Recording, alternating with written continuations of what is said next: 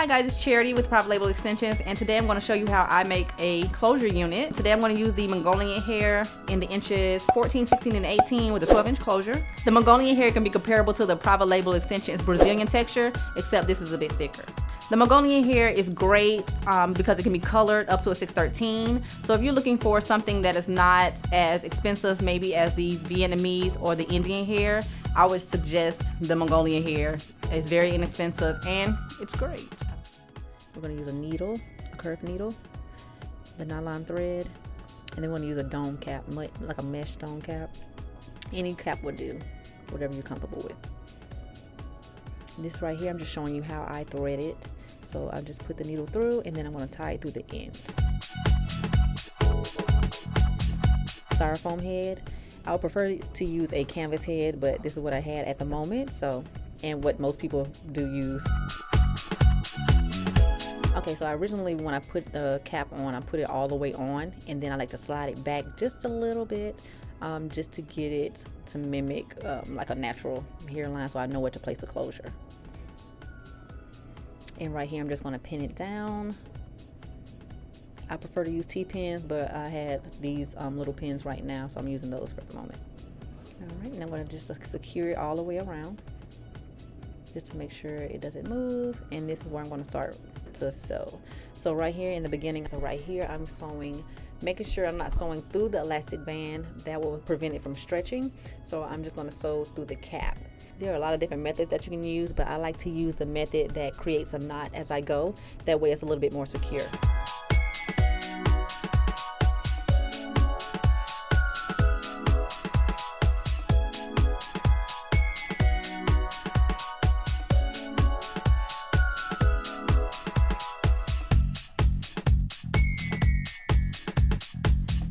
So this is going to be the same as like the elastic band. Don't go through the elastic band.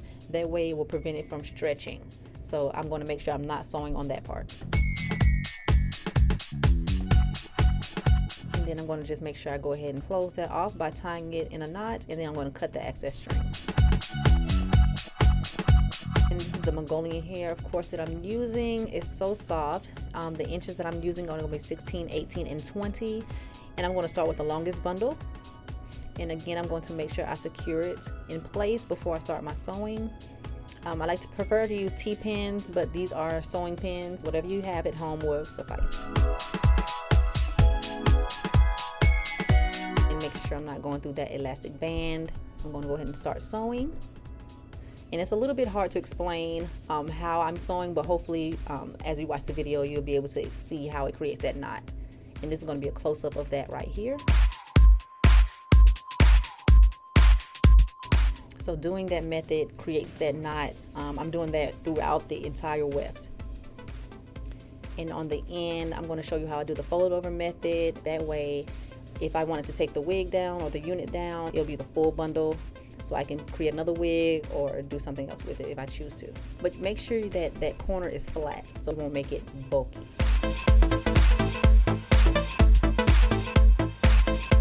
Make sure when you're sewing pretty close together, I don't like to have it too spaced out, so that way it's not any gaps. Or I'll find that when I have done it in the past that when I comb my hair, that the comb maybe get in between the track or something like that, just because the sewing is not close together.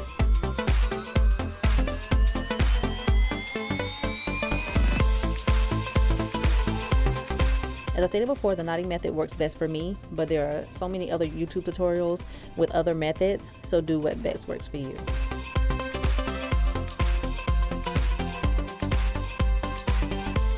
We are almost done, ladies.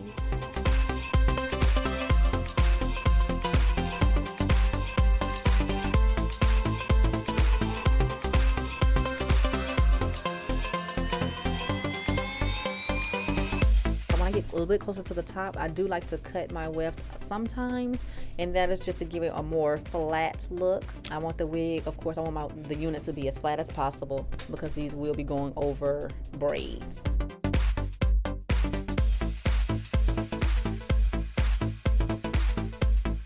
I'm continuing to sew, but I'm making sure I pin it down so that way the weft is not moving as I sew.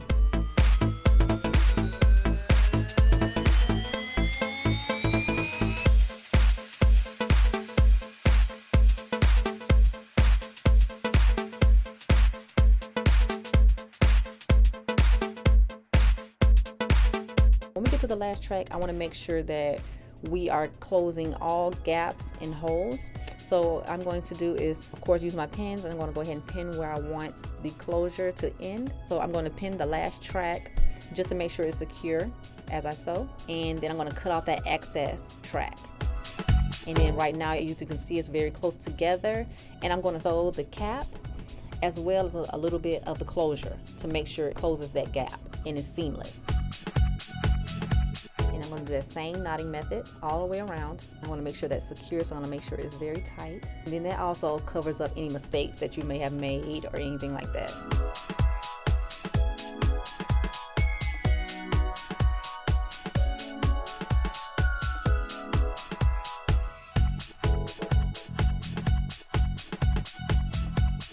And then this is how the unit looks once it is complete. Okay, so this is the inside of the cap, as you can see. This is the part that I'm going to cut out. This is going to be where your closure lies. And sis, I am struggling with these scissors, so please get you some scissors that will cut something. Okay, so this is the part where I will start to customize. I'm not going to go too far into depth on how I do that, but if you want to see a video on that, then of course comment below or subscribe and we can do that for you. As you can see, I'm separating some of the hair from the hairline, and this is to ensure that I don't over pluck and it is as natural as possible. And I'm not doing this in any necessarily particular order. I just, for the most part, can eye it and kind of see how much hair I need to tweeze.